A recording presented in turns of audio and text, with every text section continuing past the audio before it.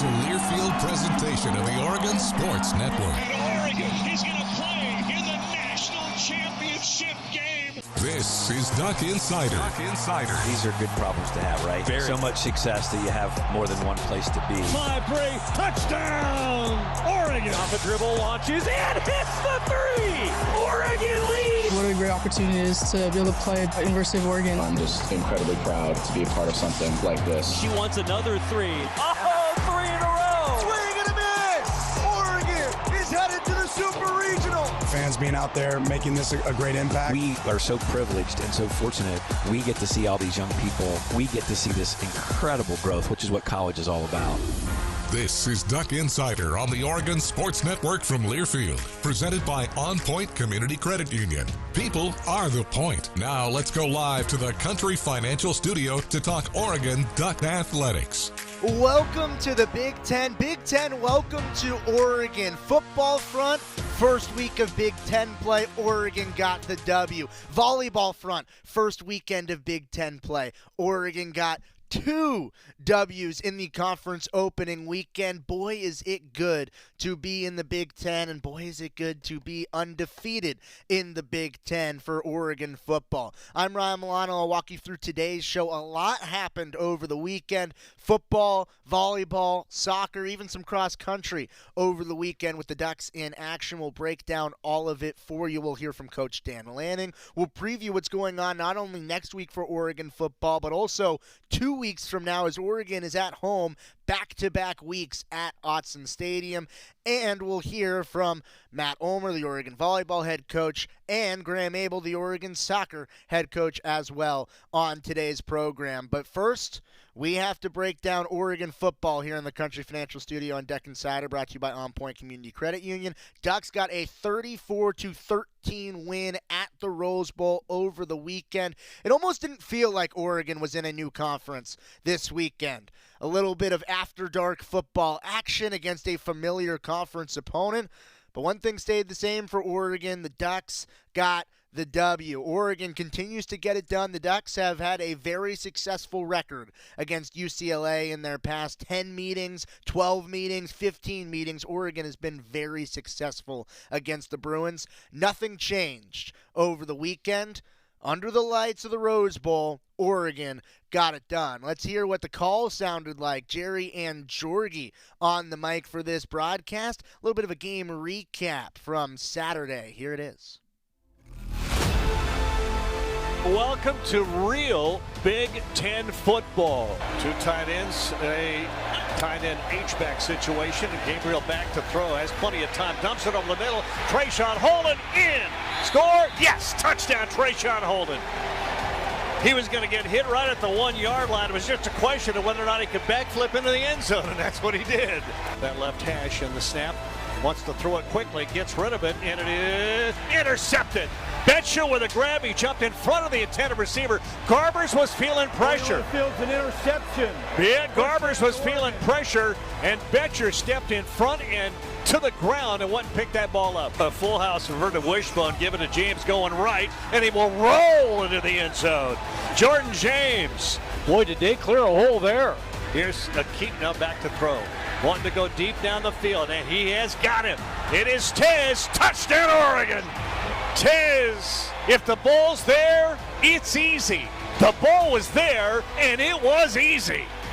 Little movement out there. Garber's back to throw. Looking middle, looking left. Pressured and going to go down. The sack will go to Jeffrey Bassa, but there were a couple of other Ducks that were closing in. Garbers was not going to get away. 4th down and a long 3. Snap. They're going to run a play. Looks to throw. Over the middle. It is almost. It might have been picked. And it was. Tysheem Johnson on the ball that is tipped up into the air by the receiver. And Johnson dove to the ground over somebody laying on the ground and got that ball with a clean pick. Tez alone to the left. Beholden. Back to throw. Gabriel has some time. Sprints to his left. Throws into the end zone. It's caught. How did he get that through to Tez Johnson? Through traffic. A dart by Dylan Gabriel, and Tez Johnson with a catch. Final score, Oregon 34, UCLA 13.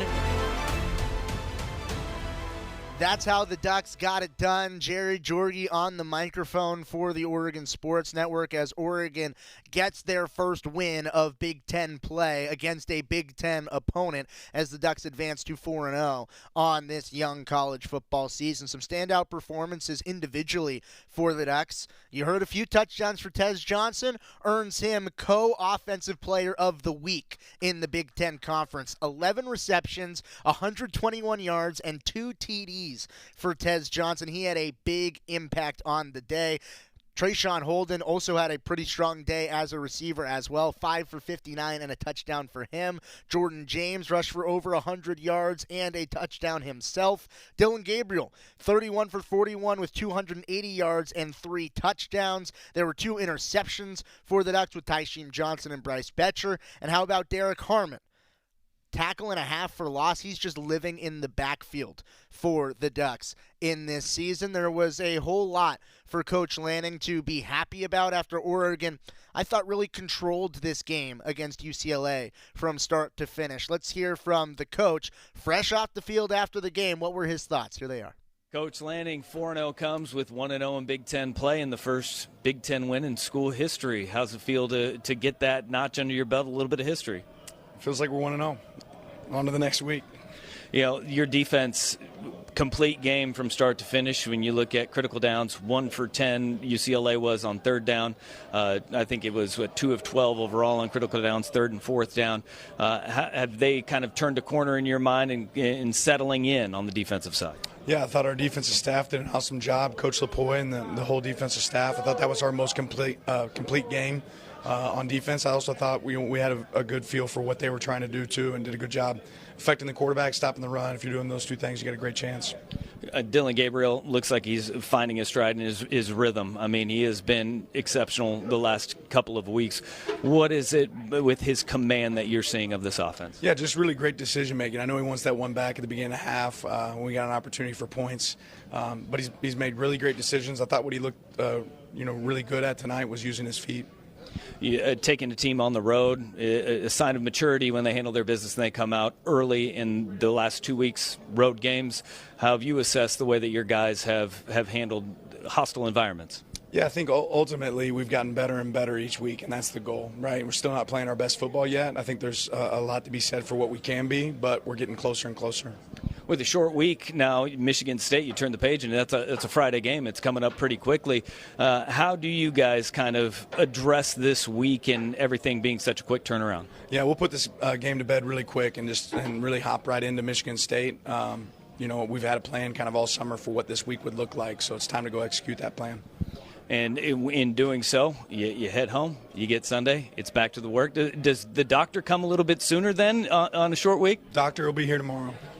All right, Coach, congratulations. 1-0 on the week, 1-0 in Big Ten play. All right, thank you. Have a good one. I was Dan Lanning, fresh off the field with Dusty Hara on the Oregon Sports Network after the game. And, well, it's a little bit of a shorter week for Oregon moving forward. This week in particular, a late road game last week, now into a Friday night game at home against Michigan State this week. And a game that'll be a new-look Duck team in terms of what they're wearing, and something that means an awful lot to the Lannings, both on the sideline, on the field, and also in the uniforms as well. We're breaking that down. New uniform reveal when we return on Duck Insider on the Oregon Sports Network from Learfield. As a local community credit union founded by teachers, OnPoint is committed to supporting the students and faculty at the University of Oregon. And on game day, we're right there with you, on the field, in the bleachers, and in the classrooms. Drop by our local branch today and discover the many ways OnPoint can help support your financial well-being. OnPoint Community Credit Union. People are the point. Federally insured by NCUA. Equal housing opportunity. Hey Duck fans, at Country Financial, they make insurance easy. Whether you're shopping for home, auto, or more, their representatives will take the time to understand your specific needs and explain what options work best for you. Worry less and feel more confident knowing you're covered. Visit countryfinancial.com to get started today. Experience more with Country Financial. Auto and home insurance policies issued by Country Mutual Insurance Company, Country Preferred Insurance Company, and Country Casualty Insurance Company, Bloomington, Illinois. Duck Insider continues after this timeout on the Oregon Sports Network from Learfield. Comes to a gun suicide attempt, all it takes is a moment. Heather and I had an argument just like any other couple. I was lost. I had snapped. I had a gun and I was going to take my own life. Heather helped me realize that there was still a life to live for the better of myself, my family. My weapon is now safely put away. A moment of crisis can happen to anyone. Store your guns, locked, unloaded, and away from ammo. Hear more safe stories at endfamilyfire.org. Brought to you by Brady and the Ad Council. You say you'd never give in to a meltdown and never fill your feed with kid photos. You say you'd never put a pacifier in your mouth to clean it and never let them run wild through the grocery store. So when you say you'd never let them get into a car without you there, know it can happen. 1 in 4 hot car deaths happen when a kid gets into an unlocked car and can't get out. Never happens. Before you leave the car, always stop, look, lock. Brought to you by NHTSA and the Ad Council.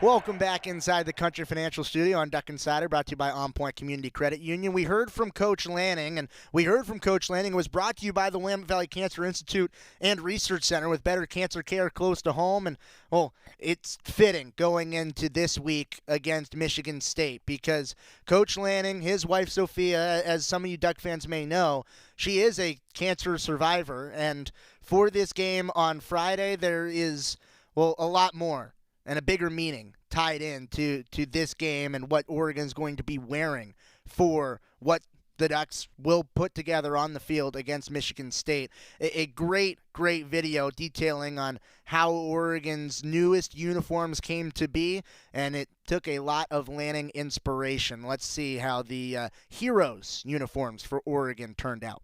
You guys, the next one is the Heroes uniform. This one is super important. So obviously you guys know Coach Lanning's wife Sophia is a cancer survivor.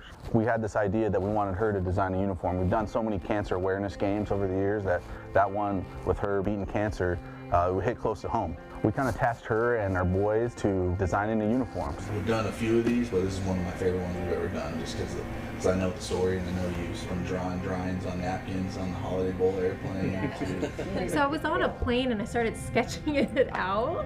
Just kind of came to me. The idea is great. The O with the ribbon, and she unfolded that piece of paper. And I said to myself, there's solid gold.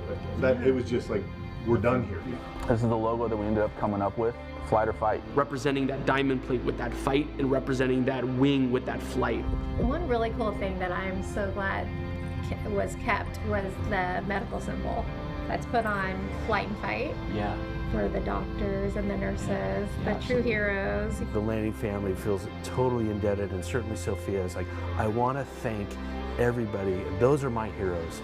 The doctors, the nurses, and that's what Heroes represents. But these were the sketches that were instrumental to us that your three boys did. That was so much fun. There's what the boys drew up. One of the things you'll see on the left is the ice cream cone. The boys, when would go see her in the hospital, their favorite thing about it was going to get ice cream. So there's some elements to some of the stuff that we're doing that have ice cream cone on it. After every chemotherapy, they would go out for ice cream, and that just made them have hope that there's even going through this big struggle, that there's hope, and that's where the O ice cream cone came from. Caden, I think you had the story about going for ice cream after, and so we have that ice cream cone with the O on it that you drew. That was on the uniform through there. And then with Titan was, just these little representations of all the other cancer colors that was on the uniform. Titan, yours was really interesting how we took just little tips of that, all those cancer colors, and showed it up just a little bit. Because I remember you said you didn't want it everywhere. You just wanted a little bit on the tip of the shoe, and that's what you drew on that center photo through there. With Niles is the big, sort of O ribbon and that representation on the yellow uniform. This is not for any certain cancer. Sophia had sarcoma, and that's the color for that cancer is yellow, so that's kind of why we based the jersey off yellow, but it's really to kind of bring awareness to all forms of cancer. That's why you see all the colors there. I'm glad that there's going to be a story out there to really touch on the multicolor for all representing all forms of cancers. I think that that's really good. Although Sophia's cancer color was yellow, she really wants to see a world where all cancers are eradicated. The other thing is you guys will see this molecular pattern behind here, and that was, she talked about the worst part of her chemotherapy was this chemo that they put in her they call it the red devil because it makes you really, really, really sick, and that's basically like the molecular pattern of that. And then the in-person version in real life. Wow. Here is that uniform. Titan's trying to take it home. At least, yeah, Titan. Yeah. That's a good response. I made a piece of it, so it's just. Yeah. Yeah. And Caden's ice cream cone is on. Yep. Yep. Nice. I I think it's incredible that you all listened to all of us and incorporated all of our ideas into one and meshed it together. The ice cream cone represents hope. The new O with the ribbon below it is fight, and then the bell with the O is triumph. So usually when somebody is cancer-free, they get a ring and bell. So that's kind of why we brought awareness to that. Do you guys want to do the heroes one this game? Yeah, that's the first game. All right. Michigan State. I always get excited about those games and those uniforms because it just is it's a bigger cause than just football. And with it being so close to the First Lady of Oregon football, this one's extra special. 7 years cancer-free. So awesome. It's great. This is beyond like what I would have envisioned for this whole series, and it's such a great cause. So we're very grateful. That's cool. That's really cool. That's what Oregon will be wearing this week on Friday against Michigan State. That game will be at 6 p.m. on Fox. Be at Autzen Stadium. And there's so much that you can wear and purchase to be a part of this program and this fight plus flight that Oregon is putting on in support of cancer research. $1 of every item, actually, of the fight and flight collection at the Duck Store will go towards support of those impacted by cancer. And here in our studio, we have our mannequin. We have Richard. He's got some of the fight and flight collection on as well. You've got the beanie. You've got the T-shirt with the waffle cone, the Nike waffle cone in there, and then also a hat as part of the collection as well. And if you can see underneath the brim, you actually have the O, the Red Devil molecular compound in there, and some of those ice cream cones as well, showcasing everything that you just heard Kenny Farr from Oregon Football Equipment talk about in the making of those uniforms. There's so much more as a part of the collection. Go to the Duck Store, uoduckstore.com, where you can find tons and tons of different fight plus flight collection items to help support Oregon and cancer research as the Ducks continue to go in to this game against Michigan State on Friday. It's a yellow uniform. That means fans in the stands wear yellow for that game, as well as Oregon has their first home game of conference play wearing a uniform that is extra special and close to home here at the Oregon Athletic Department here at the HGC complexes. Also earlier today, not this week, but next week, Oregon going up against Ohio State. We have kick time for that as well. 4:30 p.m. kick time. That game will be broadcast on NBC. There are still limited tickets available in the release on GoDucks.com. There is a link to more tickets where you can purchase and be in the stadium for Oregon against Ohio State and what is going to be a big-time matchup. 2 big-time home matchups against classic Big Ten teams that Oregon will get the first chance to face at Autzen Stadium against Michigan State on Friday this week and against Ohio State at 4:30 on NBC on Saturday next week. That's what's coming down the pipeline for Oregon football as the Ducks are now 4-0 after a 34-13 win over UCLA on Saturday. Oregon volleyball also undefeated in Big Ten play.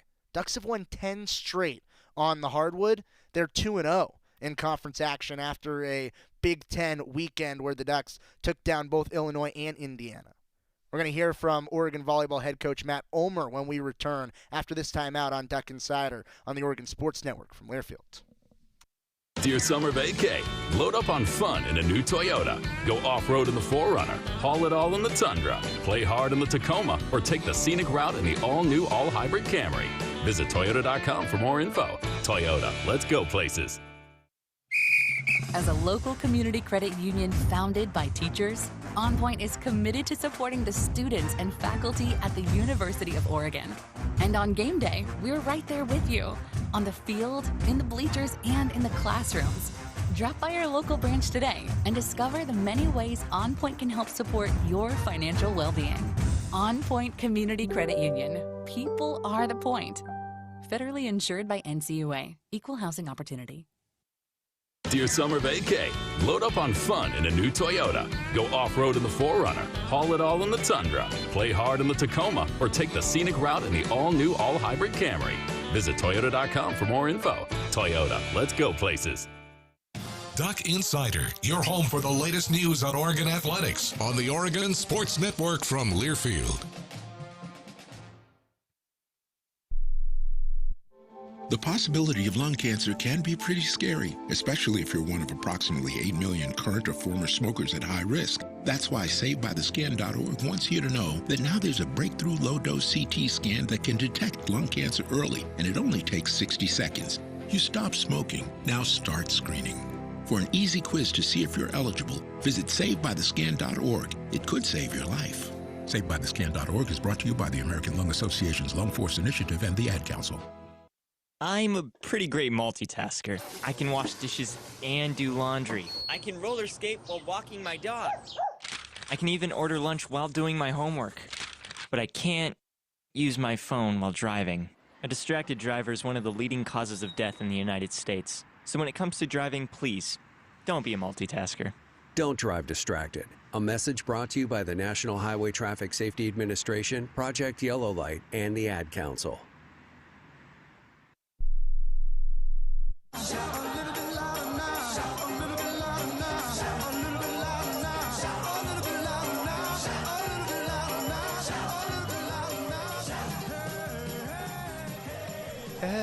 It's going to be so great to be back at Autzen Stadium this week on Friday against Michigan State. It was great to be back at Matthew Knight Arena over the weekend to watch Oregon Volleyball go up against their first two Big Ten opponents. The Ducks, they got the job done. They got the job done against Illinois on Friday and Indiana on Saturday. It was a little bit of a different schedule, and keep that in mind if you're looking to go to Oregon volleyball events throughout the year. Typically, in the old Pac-12 era, it was Friday, Sunday pretty consistently. Now in the Big Ten, with some different travel arrangements, there are some different volleyball schedules.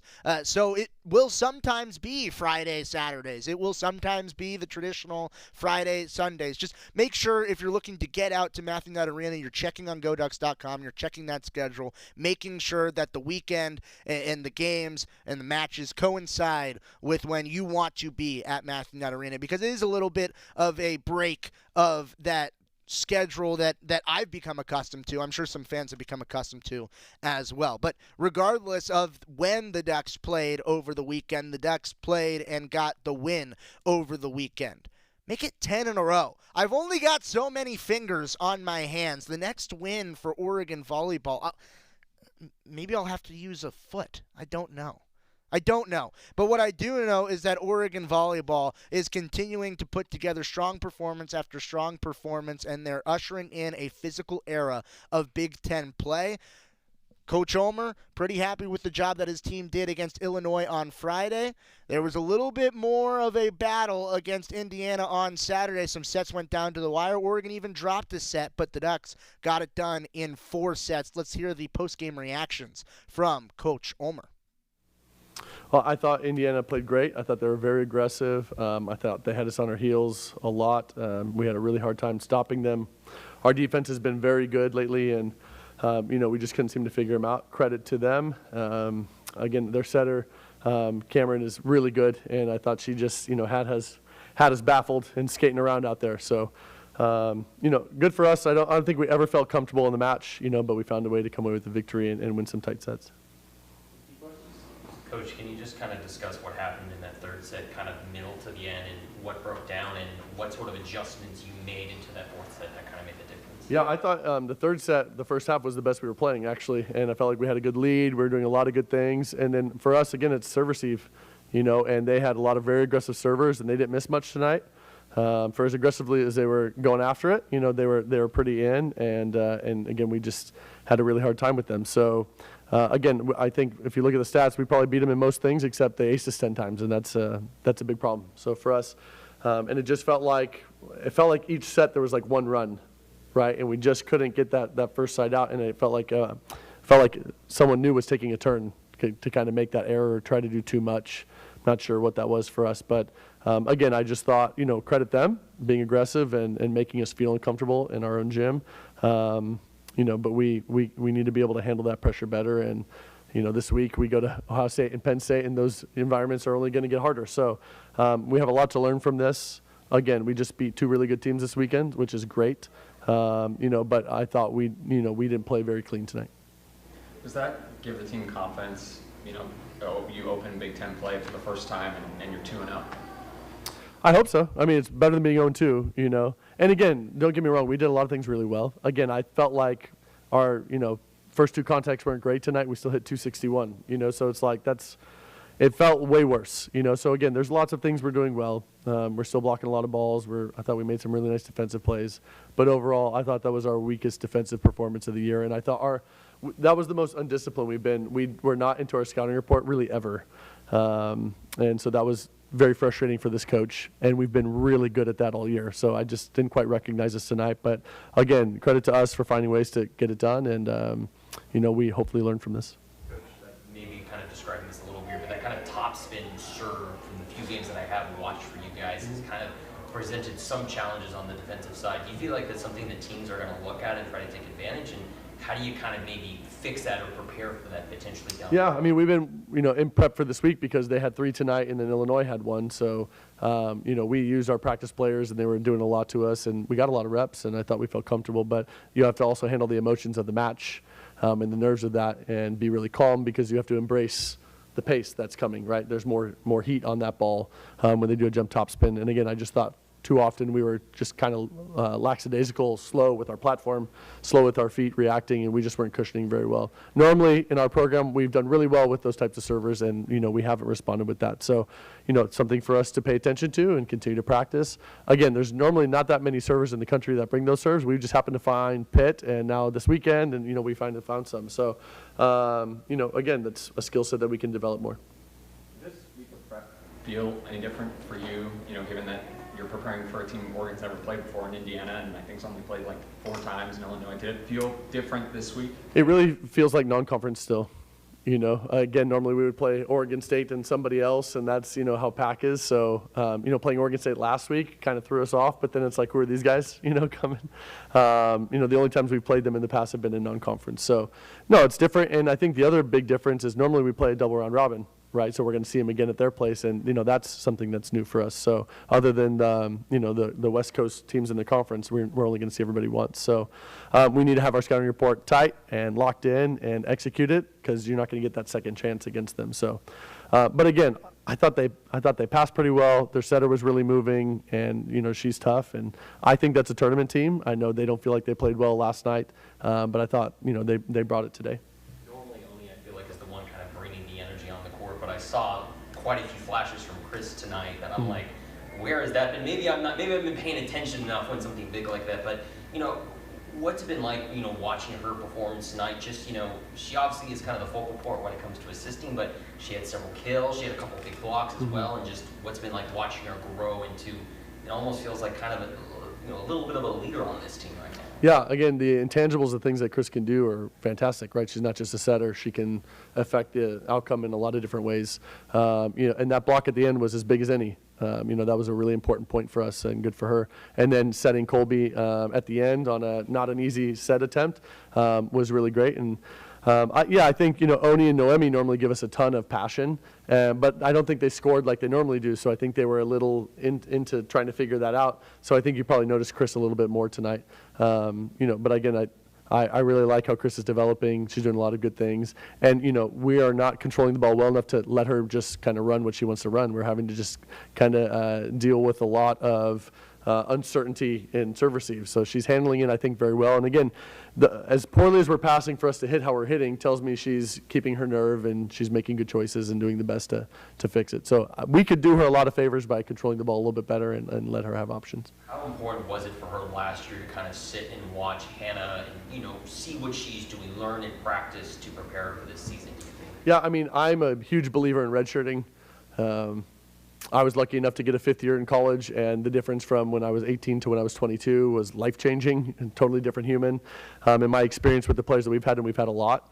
And then obviously the COVID year really gave a lot of people that. But the same thing, I think if you would ask them if they could have that 5th year in college when they're into that point, they are thrilled to be able to have that opportunity. Freshman year, there's just a lot going on in your life. There's a lot of change just coming to college, going away from home. And Chris came from North Carolina, right, not down the road. And then the pace of play, the level of serving, the level of aggressiveness, the level of speed and height and power, it's just so different. So anytime a true freshman can come out there and do big things, I think it's really incredible because the level that we play at, not just Division I, but the top level of Division I is brutal. It's so tough. And again, I think for Chris, she's much more prepared for this now because of what she went through last year. Again, and I don't even know it's just being behind Hannah, but it's just seeing the whole experience. But she's pretty tough and she has great desire. And, so I think all those things are happening for her because of what she's putting into it. But I think it was a good learning experience for her. I got one more question. Just 10 service errors tonight. Again, this has been kind of a theme this season. You guys are averaging actually roughly around the same you were last year. Do you feel like that's kind of been your guys' one Achilles heel in your guys' game? And again, how important is that going to be to clean up when you're going to have to take on teams like Ohio State, Penn State, Nebraska, et cetera, down the road here in the next couple of weeks? I actually wasn't bothered by our missed serves tonight, other than Mimi's first couple, which I thought were very mental. But I thought she got it together. I was challenging her to be more aggressive with her serve. I thought she was being too unaggressive, and so the ball was floating on her and she was missing. Again, moving forward, talking about those teams, we have to serve more aggressively. We're going to miss some, and as consistently as possible. Again, the reason that Indiana's in that match tonight is because they serve so aggressively and consistently in, and that put us, in a tough spot. We have to be able to bring that to the other side. And again, I think everybody else, if I look at the numbers, did a good job. And I thought we hit a lot of our targets. I thought we made them uncomfortable. Again, we still held them down to 189, which is good. And again, this was our worst performance. And this is with Avery, their right side, going 405 with 24 kills. So everybody else I thought we did a really nice job on. Again, we can take away and keep learning. That's Matt Ulmer, his reactions after Oregon got their 10th consecutive match win in a row. Obviously, some things that Coach Ulmer wants to work on. He wants to work on that serve receive. He wants to work on that passing.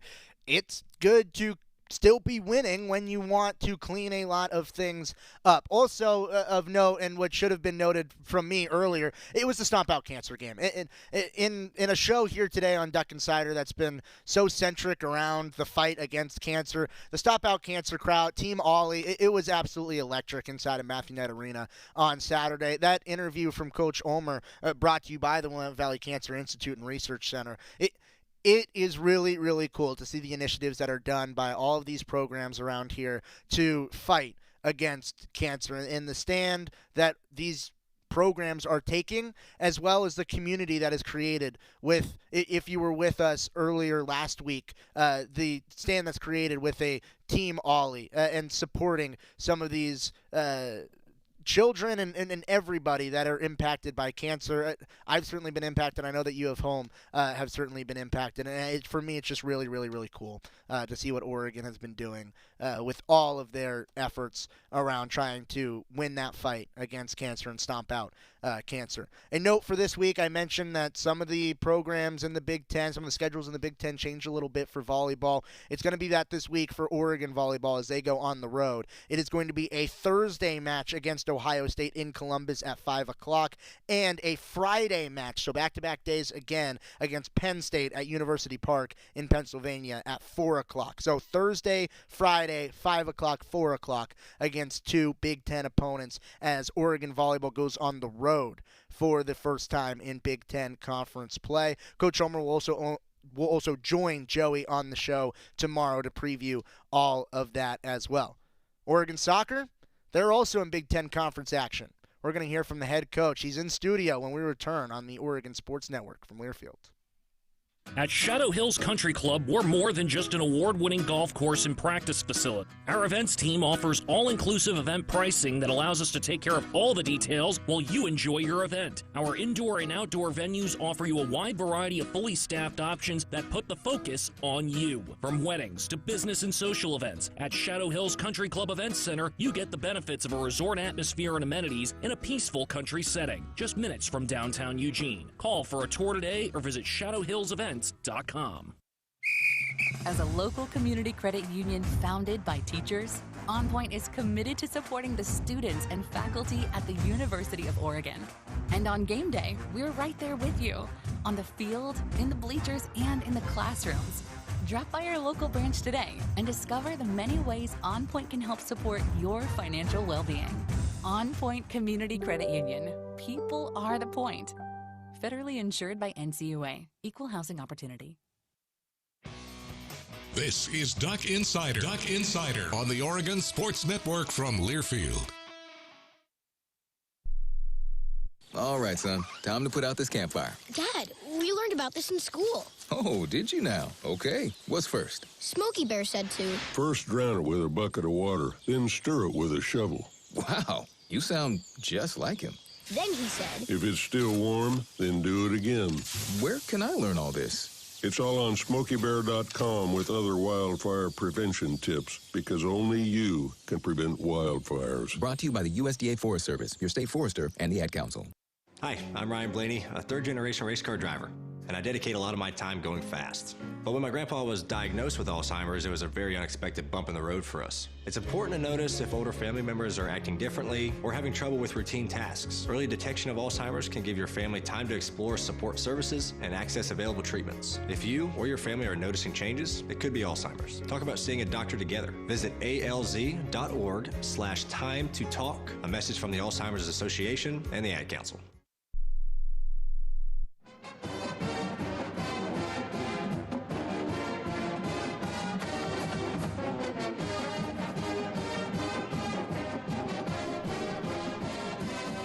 Back here inside the Country Financial Studio on Duck Insider, Ryan Milano with Coach Graeme Abel. How we doing? Coach, we are not inside of the Pentagon.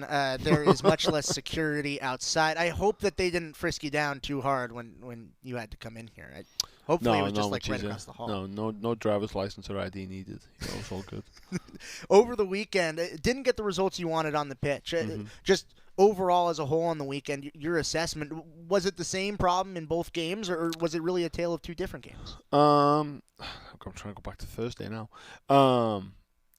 Thursday, I thought we started the game, on the slower side. Kind of got into it at the back end of the first half. Started the second half extremely well. Was able to get ourselves back into the game, and then a couple of chances right afterwards that I felt if we were sat at 2-1, I'm like, whoever scores next wins the game. And I felt as though if we'd have scored the goal, we had the momentum, it would have taken us, we would have gone and won the game 3-2. And, unfortunately, we were pushing. And then Indiana hit us on the break and 3-1, and that's it at that point. And then, yesterday, I think we're disappointed as a group just because, we take so much pride in how we defend our set pieces that, we let defend the set piece go through us. And so that was ultimately the goal that beat us. But, looking back at the game, outshot them, played really well in terms of that piece. Better on the attacking side of the ball, put the ball into their end of the field, quicker, and played in their end of the field. Purdue primarily looked to play a lot, and they went to trying to play a lot of transitional stuff, especially in that second half. So I thought we did that piece well, but just not clinical enough in the final third when we did have those chances. It seemed like one of the themes in particular after the Thursday match was about consistency, playing throughout the full 90 minutes. Yep. What did you see from the consistency piece, and how do you continue to elevate that? Better. I mean, in our sport, it's such fine margins, because, 1-goal games, and a lot of these conference games are 1-goal games. So we got to be locked on for the 90 minutes and everything that we do. To elevate that, it's just, looking at all the things that we do and, looking to correct all the little pieces as we go along and keep making ourselves better in every area. Playing the first conference home weekend of the year with 2 teams coming into town. The physicality that you've seen in the conference. It's different. What makes it different? It's a good question. I mean, I think that obviously you spread across the country, so a lot of different types of teams, a lot of different type of soccer. Some players physically are probably a little bit bigger than we had in the Pac-12, and so there's definitely a lot more crash bang wallop in it than probably what we saw in the Pac-12. Is that an adjustment for you in terms of your tactics or your players in terms of just what they're seeing on the pitch? Yeah, I think a lot more second ball stuff. Teams are doing a good job of getting numbers around the ball, to win second balls. And we'll come up against a couple of teams, in these next few weeks that are very, very, very good at it, and have made their name off of doing it. So we have to adjust, and we've, put ourselves in position to win those second balls as well and take advantage of those moments. Your team has, in particular, right out of halftime, after your coaching staff has challenged them to be more physical, it seemed like fresh out of halves, your team has lived up to that challenge and has taken that emphasis. We saw it in the Purdue game where right out of half there was a chance coming out. We also saw it on Thursday as well where right out of half there was more physicality and there was a chance. Have you seen that in terms of the response from your team after half in terms of living up to that physicality? Yeah, I mean, I think credit to our student athletes. They've made a lot of adjustments at halftime of games. Unfortunately, we can't wait till halftime. Can't wait till half the game's gone in order to make those adjustments. And so I think number one we have to look as a coaching staff is how do we get that message across prior to the game instead of waiting until halftime, or the delivery at halftime. Does it need to be a little bit different how we deliver the message before the game? So that comes back on us as a coaching staff. But yeah, I mean, they've responded well at halftime to games, but we have to start those games the way we start the second half of games. I'm curious about the communication in game. If you see something that you need to make a change during the flow of play, how does that get done, or do you just have to wait until halftime to get that message across? It's hard. Us coaches probably think we can, but our sport's so fluid. We don't, we can make substitutions and things like that. It's hard to make changes within a game on specific things. You can change your shape, but if it goes against any principles and things like that you have to be careful. It's a lot different than probably the other sports where we can call a timeout, or I think once you start the game, it's so influenced as much by the coaches. To be honest with you, it's a player's game. You talked about in the Purdue game, they scored early on a set piece. You said after the game that was a controllable. Why do you feel like set pieces are controllable? Well, I mean, you're set. You know what I mean? You're in a formation as you would say, and I learned over the years you flip defending set pieces. It's the best time to attack because typically you've got about 80 to 90 yards of space to attack into, once you win the ball. So for me, it's controllable because we train it. It's an attitude about going and attacking, winning the ball, clearing it, and then transitioning the opposite way. How do you have to balance that aggressiveness? Because obviously they're close to the net. That's why they have a set piece. But it's also an opportunity to counterattack. So how aggressive, how does that balance have to be where we want the ball, we want to create our own run, but primary objective is stop them from scoring? Well, yeah. Again, you flip it. Your primary objective is to attack from there because you've got the most space to transition to in the game. And I think if you look at some of the pro games nowadays, the amount of goals that are scored off of defending set pieces is incredible. Where teams will, the moment they win the ball, they're flooding numbers out right away and they're flying numbers forward. And especially on the men's game, 10 to 12 seconds later, the ball's in the back of the opposite net on the opposite end of the field. So if you flip that mindset of we're defending to no, we're attacking the ball and we're going to attack the opposite way, that can play a big piece of it right there into being successful. In terms of penalty kick, not necessarily that much of a set piece, but ball is set. You've been effective at that. Mako has been able to find the back of the net on penalties over the last few weekends now. She's been really good at when she's had the opportunity to slot in the back of the net on those penalties. She's done it. Yeah, I mean, penalties are, it's a composure piece, it's a technique piece. You want good ball strikers on the ball, you want people who are composed, and so then from there, when the whistle blows, they're able to execute with their technique. In the game against Purdue, it was pretty even from a statistical standpoint from start to finish. Purdue gets the win off of that set piece, but the rest of the game, the other 89 and a half minutes, how did you feel like your team competed? Oh, extremely well. I mean, we got into the areas we wanted to get into. We just needed to be a little bit more composed, we felt, just in the final third. Just in terms of some of those moments that we had, maybe snatched at a couple of shots when we could have kept the ball into that part of the field a little bit longer, allowed our players to be set up under the ball to pin them into that part of the field. So played a little bit different, than what we probably had prior weeks, just in terms of getting the ball into that part of the field a little bit quicker and then being able to get the numbers underneath to kind of lock it in there. But we we felt good that that level of the performance was there. Now again, we just need to be a bit smoother in the execution in the final third. We actually just heard Coach Ulmer talk about how a redshirt year can help build composure. When you're 22, you're more composed than you are when you're 18. How do you feel about building composure? Are there pieces that can be put in place in order to build composure from either an individual or across the entire team? Yeah, experience is everything. We've learned that from the past, and so it's you talk about that redshirt year. It's seeing it. It's getting the reps of spring games or just getting the extra reps in practice and things like that. So that experience brings a lot. Largest attendance of the year at Bayfield against Purdue. It was a lively environment at Pape over the weekend. Did you feel that, your team feel that, the fans that came out and supported? Yeah, it was awesome. We had all the student athletes there and a bunch of coaches, so we really appreciate that. Came from kind of the welcome day there in the athletic department. So no, anytime, I think I've said this a number of times, the community support has been unbelievable this year, and so we're really thankful of it. Part of that as well is that students are back in town because classes are starting. That doesn't just mean there's more fans at Pape. It also creates an entire new element for your team and your student athletes, where now they have to take classes. They're the student part of the student athlete now. And how does that change the operation for the students at this point in the year? The dynamic's different. There's a different stressor in there, so it's making sure that we help them out with that piece and manage that piece for them. You go from, especially for us, we were 13 games in before our kids went to their first class.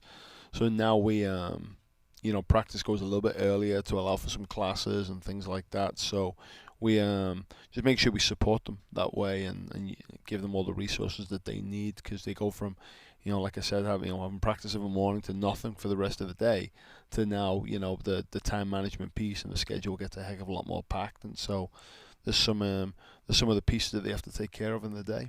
It really is a break point in the year where you're halfway through conference play at this point, and now this new element gets brought in. How early do you have to plan? Is it a preseason even where you're planning for, okay, this is going to be a week where we'll have to ease this transition for our athletes? Yeah, I mean, we're fortunate we have a 1-game weekend at the end of this week. But our athletic department does a great job. Like Lindsay Bingham, our academic advisor, she work with the incoming freshmen in the summer, where they'll take their summer bridge classes there, and that gives them a little bit of a transition to get into it. And after they go through their first year, probably again the experience piece of going through it gives them, you used the word composure earlier, probably gives them that piece as well. But yeah, it's just making sure that in the run up last week we had some moving into different dorms and things like that. So it's making sure they got the time to do those things. Let's talk about the game that you do have. It is only a 1-game weekend. On Saturday, 12 o'clock on the road against USC. It's a talented team. Just a scouting report against the Trojans. Yeah, I mean, always good, athletic, good firepower up top. Obviously playing in a different venue with them building a facility. So we're going to actually play over at one of the places I used to be at quite a bit, Dignity Health Park there. So that'll be different. So yeah, looking forward to another game on the road. The LA Southern California Ducks showed out in support of the football team over this weekend. They have an opportunity to do the same for your team this upcoming weekend. Yeah, we'd appreciate any support we can on the road, and the families of our student athletes do an incredible job with that. But if we can add any more ducks on the road, that'd be great. Things to continue to improve on. What do you want to accomplish this week? We'll put the ball in the back of the net more, you know what I mean? And like I said yesterday, we did a good job of getting into that part of the field and making sure we create opportunities. Now it's getting on the end of it and then putting the ball in the back of the net. And then, anytime you go on the road, you just got to make sure you don't give any opportunities away, or, you got to make the teams work for it, and then take advantage of the things that we need to take advantage of. Any plans on the road outside of just the game itself, like you had last week? No. We're there and back, just an overnight trip for us, so it's an easy one. We'll get into LA. We'll go practice. We'll get an early game on a Saturday, which is unique because the pro team are at home later that evening, the same venue. So we'll be back in Eugene by probably about midnight on the Saturday. So unique one for us. Quick and easy, helps with classes starting up for the athletes. Very easy for them. Give them Sunday off. Anything else fans should know before we let you out of here? No, all good. Look forward to seeing them in a couple of weekends' time. Again, back at Pape when we've got next Michigan and Michigan State. Yeah, Michigan State and Michigan. Yeah. Well, Coach, appreciate it. Appreciate it. Thank you. Go get him down in LA. Thank you. That's Coach Abel. We're taking a step aside, continuing Duck Insider when we return on the Oregon Sports Network from Learfield. Hey Duck fans, at Country Financial, they make insurance easy. Whether you're shopping for home, auto, or more, their representatives will take the time to understand your specific needs and explain what options work best for you. Worry less and feel more confident knowing you're covered. Visit countryfinancial.com to get started today. Experience more with Country Financial. Auto and home insurance policies issued by Country Mutual Insurance Company, Country Preferred Insurance Company, and Country Casualty Insurance Company, Bloomington, Illinois. As a local community credit union founded by teachers, OnPoint is committed to supporting the students and faculty at the University of Oregon. And on game day, we're right there with you, on the field, in the bleachers, and in the classrooms. Drop by our local branch today and discover the many ways OnPoint can help support your financial well-being. OnPoint Community Credit Union. People are the point. Federally insured by NCUA. Equal housing opportunity. Your daily dose of Oregon athletics. This is Duck Insider from Learfield. Kids ask their parents a lot of questions. Why can't people fly? Gravity. Is the moon really made of cheese? Yep, cream cheese. When can I move into a big kid's car seat? For some questions, parents may not have the answer, but that's okay. They can't know everything, but knowing the right seat for their age and size will help protect them in a car crash. Find out more at nhtsa.gov/therightseat. Where do babies come from? Good luck, Dad. A message from NHTSA and the Ad Council. When might you be buzzed? When you suddenly love everything. You guys, I love this song. I love these nachos. I love our kickball league. Ugh! I love this guy. What's your name? You know what I'd love? A ride when it's time to head out.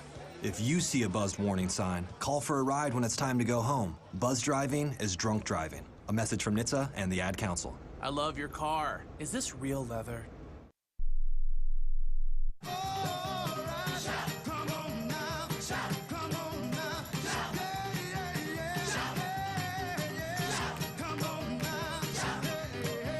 Back here in the Country Financial Studio on Duck Insider, brought to you by OnPoint Community Credit Union. Ryan Milano holding it down. We just heard from Oregon soccer head coach Graeme Abel. You also heard from Oregon volleyball head coach Matt Ulmer after the Ducks took down both Big Ten teams in their opening Big Ten weekend this last weekend at Matthew Knight Arena.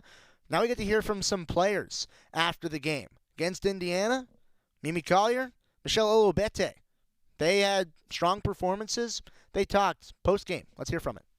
All right, Mimi, I'll start with you. Just your opening thoughts on tough, tight 3-1 win tie against Indiana.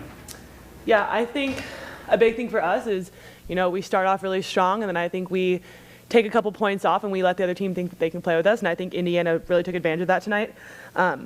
I think their servers were really aggressive, and I think we gave them a lot of confidence in certain times, and they kind of ran with that, made it a lot closer than I think it should have been. Wasn't our cleanest match, but I'm glad that we were able to tough it out and take the win. Just to watch closer than maybe what you anticipated heading to this, and how did you guys feel like you adjusted throughout?